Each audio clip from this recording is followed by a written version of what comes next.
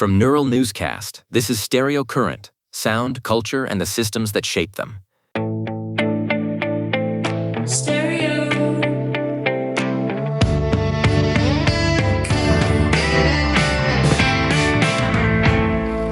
The air in the city has that specific brand of late August weight, Julian. It is the kind of heavy heat that makes you want to retreat into a basement venue with a stack of records and a very loud amplifier. It is a thick vibe, perfectly tuned for what we are tracking this week. We are digging into a scene currently caught between high-fidelity nostalgia and some very raw, unpolished futures. Welcome to Stereo Current. It is August 23rd, 2026. Today, we're looking at a New York takeover by the legends of fuzz, a farewell to a giant of music criticism, and a trip to the Texas Hill Country that is producing some of the most defiant hip-hop we have heard all year. We have also got Darkwave from the coast and orchestral prog from Norway. It is a dense one. Let us start with the volume, because J Mascis is about to turn New York into a Fender-fueled playground. Exactly. Dinosaur Jr. is celebrating their new LP, They're Near, which officially drops on August 28th via Jaguar. To mark their first album in 5 years, they have announced a 4-show residency across 3 boroughs starting August 27th. It is being billed as the one for New York, and the support acts are essentially a curated map of indie royalty. We are talking Mark Rebo's Ceramic Dog at Lucinda's, Steve Gunn at Skinny Dennis, and even a daytime slot at Maria Hernandez Park with Thurston Moore. The venue choices are excellent, Julian. It feels intimate, almost secretive despite the hype. Mascis apparently dug out an old 70s Mesa Boogie Mark I amp for this record, the same model from their earliest days. He is chasing that original sonic identity. And seeing that in a space like Baby's All Right with Snail Mail and Mike Kinsella is going to be special. It is that back to the roots spirit. But while we are talking about those foundational sounds, we have to acknowledge a heavy loss in the critical community. Earlier this month, on August 14th, we lost Dave Marsh at the age of 76. Marsh was a titan. He was a rock and roll lifer, as Bruce Springsteen put it in his tribute.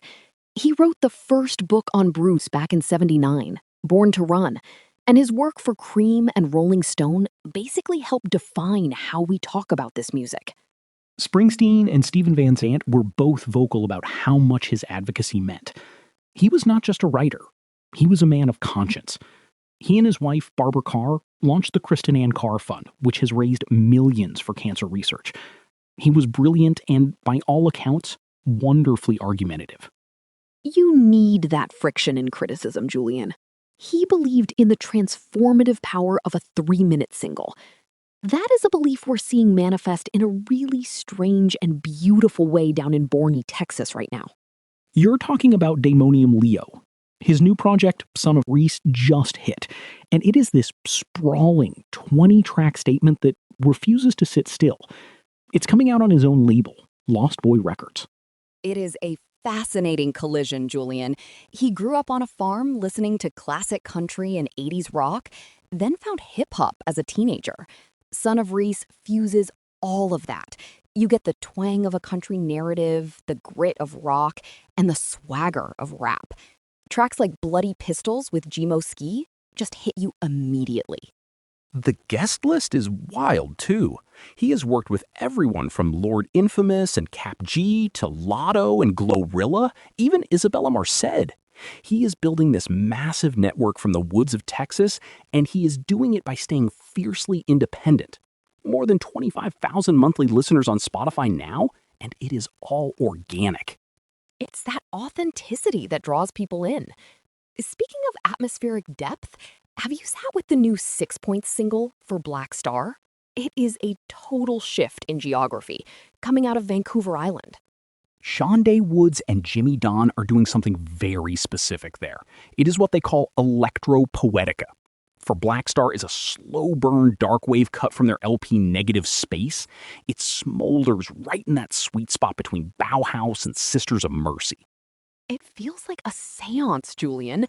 The production is so sparse, it lets the sustain of the bass and the reverb really breathe. There's a sermon-like quality to the spoken word parts. It's music for the Anthropocene, patient, dark, and slightly unnerving. It's that refusal to rush that makes it work. Now, if we are talking about patience, we have to look at TMYGN. The new album Where Time Goes represents 16 years of songwriting finally coming to light. Based out of Providence, right? The opening track, Darkest Room in the House, is such a poignant look at loss. He started it after his father passed in 2010. It captures that transition from youthful memory to the perspective of fatherhood and adulthood. It's got this great sonic range. Folk contemplations 1 minute, then these anthemic pop-punk energy hooks on tracks like Simple Things. It's a record that feels like it's been lived in, Sloan. It doesn't sound like a debut, it sounds like a history. We're seeing a lot of that heart-on-sleeve writing lately. Friedrich Dollar just released We Are a Long, Long Way From Home, which moves his outsider R&B project into some really adventurous indie rock and soul territory. I am really digging Soren. It has got these warbling, otherworldly synths that feel like a nod to Flying Lotus, but then he brings in these lyrics referencing Kierkegaard. It is heady, but totally relatable. The intimacy he kept from his earlier work with the band Outsideness is still there, just with bigger arrangements. It is a nocturnal record, Julian, very late-night intrigue.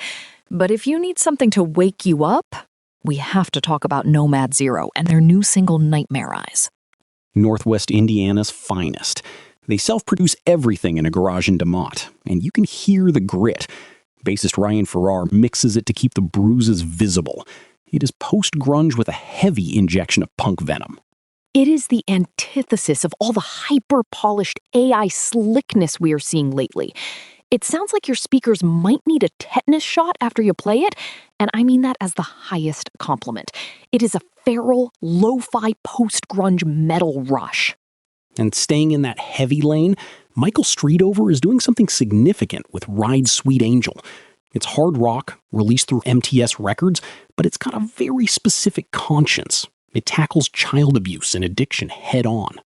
He is donating 100% of the proceeds to the Tim Tebow Foundation, Julian. The song centers on a character named April, and it avoids the trap of melodrama by focusing on the hope for salvation rather than just the tragedy. Muscular guitars, big chorus, huge heart. It is rock as an intervention. Now, for the vinyl collectors listening, we have a significant reissue to talk about. ORG Music just finished their 80s Descendents series with 1987's ALL. This was the turning point, Julian. The first record with Stephen Egerton and Carl Alvarez. This reissue actually restores tracks like Jealous of the World and Uranus to the vinyl version for the first time. They even did the punk note alternate artwork, which is a clever nod to the Blue Note jazz aesthetic. Musically, that album is where they really started to experiment, pulling in those Frank Zappa and King Crimson influences on tracks like Impressions. It is a bridge to what would eventually become the band ALL. It is essential for the shelf. Speaking of bridges between genres, Einar Solberg just released the deluxe edition of Vox Occulta. He is working with the Norwegian Radio Orchestra, and it is just massive. It is cinematic progressive rock at its most ambitious, Sloan. The deluxe edition includes all the instrumental versions, which really lets you hear the architecture of the orchestra. It is heavy, but it is also incredibly intimate. A follow-up to his explorations of his father's passing and his own anxiety. He's hitting the road for his first European headline tour in September, with a really impressive ensemble. It is music that does not apologize for being complex, it just leans into the drama. It has been a week of deep dives and loud legacies, Sloan. From the fuzz of Dinosaur Jr. to the symphonic weight of Solberg, the scene is definitely alive and shouting. It's that friction between the farm and the city, the garage and the orchestra. That is where the best stuff lives. It's time to wrap up the show by loading up your playlists with 10 essential listens for your week. Starting at number 1, we have Dinosaur Jr. with Garden. It is a fuzzy, melodic standout that perfectly captures the spirit of their recent residency in New York. Next is Daemoniumleo with Son of Reese. This is the title track from a massive project that blends Texas hill country roots with avant-garde beats. At number 3, we have 6 Points and for Black Star. It is a slow-burning, darkwave seance that anchors the industrial side of the week. Coming in at 4 is Nomad Zero with Nightmare Eyes, bringing that raw, caustic catharsis from the Indiana DIY scene. Then we have Einar Solberg with the track 16. The leprous frontman shows off incredible symphonic and cinematic depth on this solo effort. For the punk fans, we have the Descendents and their classic track, Hope, celebrating the essential vinyl reissues now available through ORG Music. Number 7 is TMYGN with Where Time Goes. It is a delicate exploration of nostalgia that serves as a melodic centerpiece for our list today. Then we have Friedrich Dollar with the poignant We Are a Long, Long Way From Home, which is easily some of the most grounded songwriting we have heard all week. At number 9 is Michael Street Over with Ride Sweet Angel. It is loud, heavy rock, but it carries a very thoughtful lyrical message. And finally, we close with the legendary Bruce Springsteen and Thunder Road. We are highlighting this one as a tribute to the late critic Dave Marsh. Marsh's writing really helped cement the legacy of the E Street Band, so it is a fitting way to round out the list. And with that stack on your queue, this has been Stereo Current. We will see you at the record bin. Find more scene intelligence at stereocurrent.neuralnewscast.com. Stereo Current is a production of Neural Newscast. Neural Newscast is AI-assisted, human-reviewed. View our AI transparency policy at neuralnewscast.com. This has been Stereo Current on Neural Newscast. Sound, culture, and the systems that shape them.